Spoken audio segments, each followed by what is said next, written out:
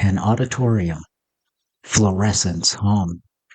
On the screen, a board threaded with arrows and names that promise to connect every unsolved thing to every other.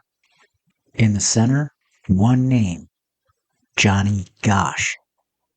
For some, that board is the answer, order drawn out of chaos. For investigators, it's a wall of ideas to test, not truths to accept. Tonight we step into the places where those arrows point and ask a simple question at each stop. What survives contact with the record? This is the Midnight Mystery Archive, and this is part 3 of the Johnny Gosch case.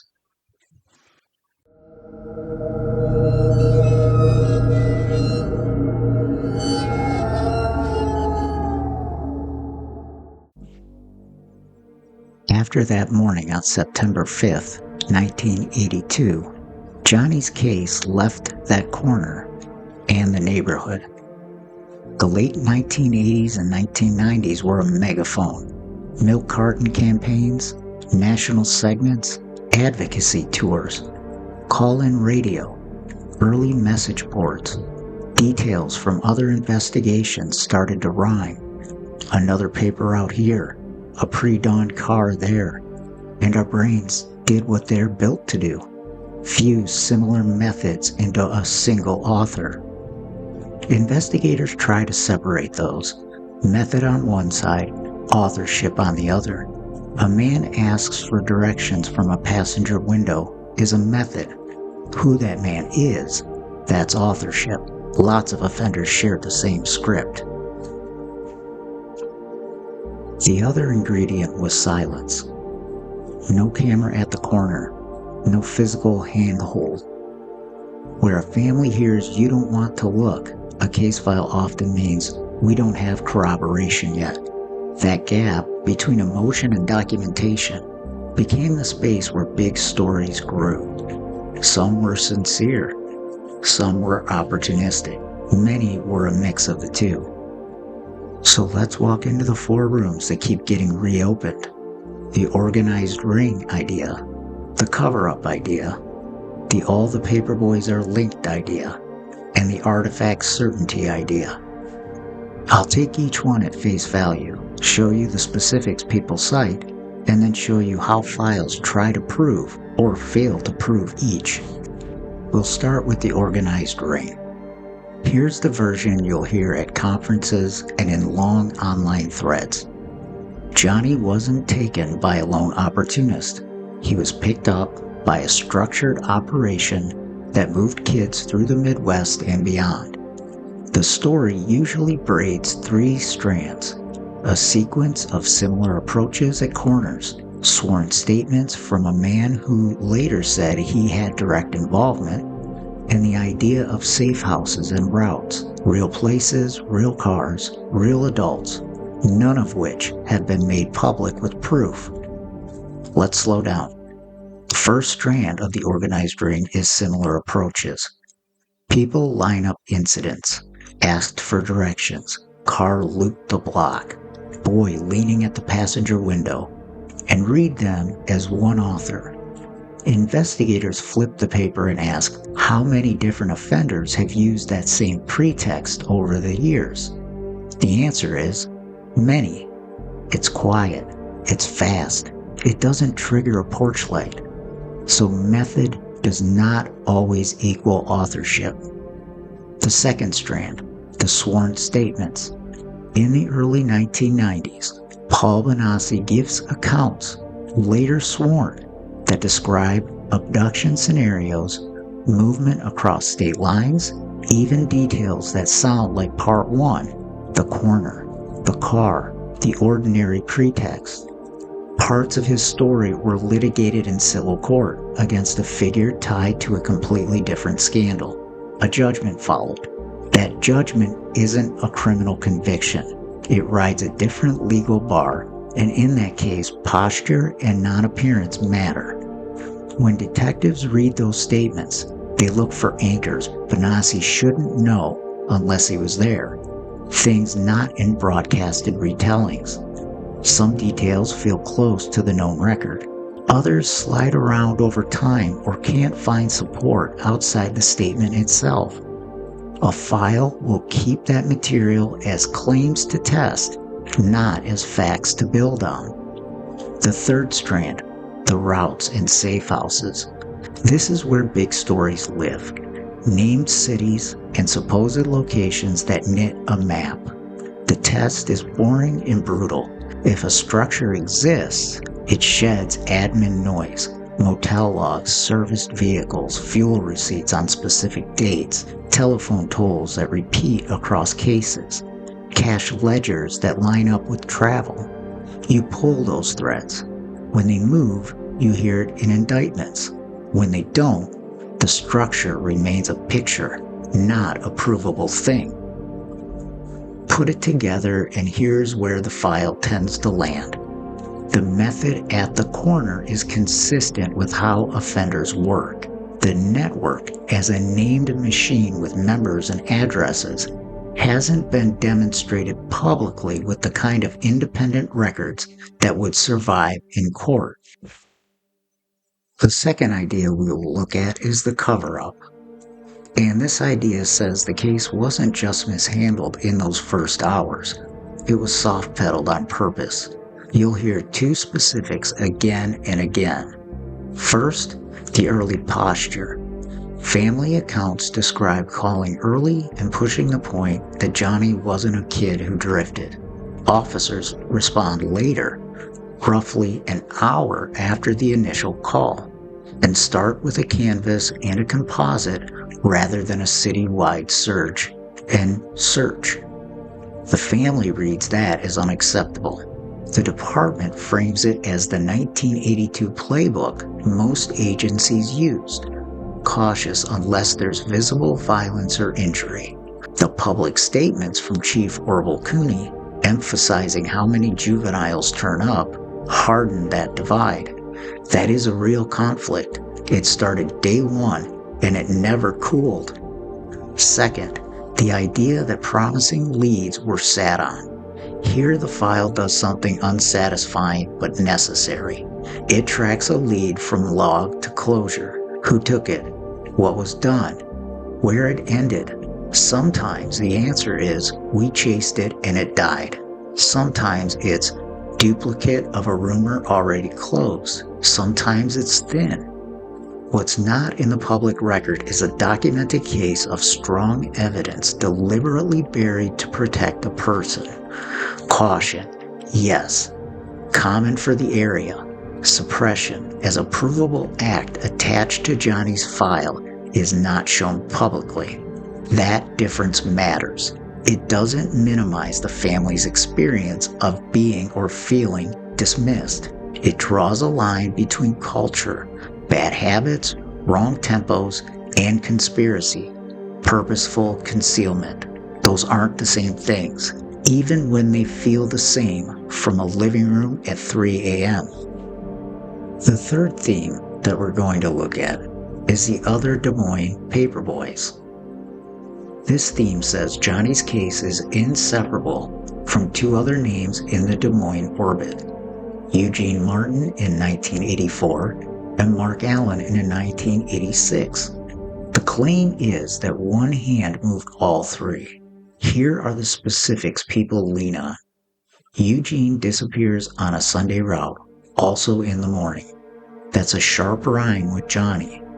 Mark disappears at 13. The age and geography put him in the conversational orbit, even though his circumstance, not on a paper route, different time of day, doesn't match the other two as tightly. What do files actually do with that? They run the three mornings side by side. Minute windows, street grids, who could have seen what, which arteries an offender would favor. They compare the ask at the window, if any. Was there a distinctive phrase that appears in two independent statements? The hunt for shared infrastructure, a repeating vehicle fragment, a phone number that reappears years later, a name that lands in two files from two different sources. Do all three belong together? In the moral sense, yes, they're part of the same community's womb. In the evidentiary sense, that remains open. Official linkage requires anchors and files that can be defended in court. Those haven't been set out publicly amongst these three cases. Final theme is the one with the pictures and the papers, the things that look like answers because you can hold them. You know the highlights because we discussed them in part 2. A widely reported photograph discovered in Florida in the late 1980s. 2 youths posed in restraints that sparked debate across several missing child cases and included other mailed photos and copies that circulated later. Families saw faces they recognized. Analysts were asked to date film stock, examine background textures, compare facial proportions. Publicly, those exercises never produced a conclusive identification of Johnny or a verified context that changes his file status. The rule the file lives by is brutally simple. Without source, chain of custody, independent identification, and, in best cases, corroboration from a separate record, an artifact remains a lead and nothing more. It can mobilize work, but it cannot alone in and of itself cross the finish line.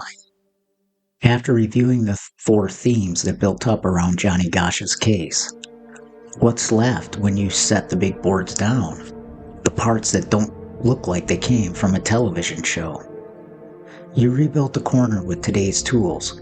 You stand where the bundles sat and ask neighbors to show you the exact angle they had from a window or a stoop. You pace out engine audibility, how far an idle carries when it disappears into the sounds of sprinklers or tires on damp asphalt. You drive the egress routes at the right minute on a quiet Sunday morning to watch which turns make you invisible. You don't time it once. You might time it at least 5 times. You chase cars on paper. A vague color becomes an era-correct plate series. A plate series becomes a handful of possible registrations then. Registrations become service records on microfilm at small garages that never threw anything away. Once in a while, you find a car that blinks on locally for a short window and blinks off again. That's not guilt. That's a reason to keep looking. You re-interview with care, not to force new details into old memories, but to let stable fragments surface under cognitive protocols, sensory anchors, open prompts, walking the route at real time and at real pace. The target isn't drama. It's one unglamorous shard that survived retelling. If items were retained, paper bands, tapes, bags, you ask labs that didn't exist in 1982 to take a quiet run. Chain of custody matters. Storage matters. Sometimes the answer is no, but sometimes it's a profile you can't publish, but also can't ignore. You digitize the haystack of old lead cards, call logs, partial plates. OCR turns them into queries. Suddenly, a color plus digit sequence shows up twice, 2 years apart, attached to the same pretext language. That's not a conclusion, but that's a thread worth tugging on. And that's how a cold case desk typically works. As we sit here in 2025, 43 years after Johnny's disappearance, his case is still open with the originating jurisdiction. Larger agencies have engaged at different moments across the decades.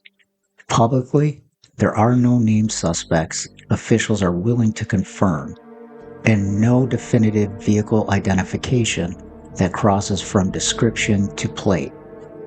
If physical exhibits exist, movement to a lab happens under rules that aren't built for press releases. That caution isn't stonewalling. It's how you keep a case viable if a real break arrives. What moves the posture quickly? The unsatisfying things. A named person independently fixed to the corner inside the right minutes and time frame. A vehicle tied to that morning by a shop ticket or toll. A tested artifact that places a specific individual in contact with seen materials, or a non-public detail confirmed by multiple independent sources. One clean anchor like that will pull more line than a room full of arrows. The conspiracy space around Johnny Gosch is crowded.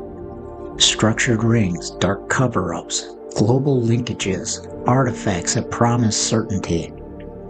We walked into each room and touched the specifics. The sworn statements, the Florida photograph and its cousins, the echo between paper routes, the early posture that felt like dismissal and looked like procedure. What survives is smaller than the board's want and stronger than opinion. A method at a corner, an absence that hasn't changed character in 43 years, and a file that still favors receipts, logs, time cards, and lab reports over anything that explains everything. 3 parts in, the difference is still the same. Arrows explain. Evidence endures. And that's where Johnny's name remains, inside the part of the record that waits for something that holds. This is the Midnight Mystery Archive, and this is part 3 of the Johnny Gosch case. As a reminder, you can find us wherever you get your podcasts, Apple Podcasts, Spotify, Amazon Music, you name it, we're there. Also, you can find us on TikTok. It's an avenue by which I talk in a little more depth about each case and even share some of my thoughts and theories. I appreciate you listening. Until next time.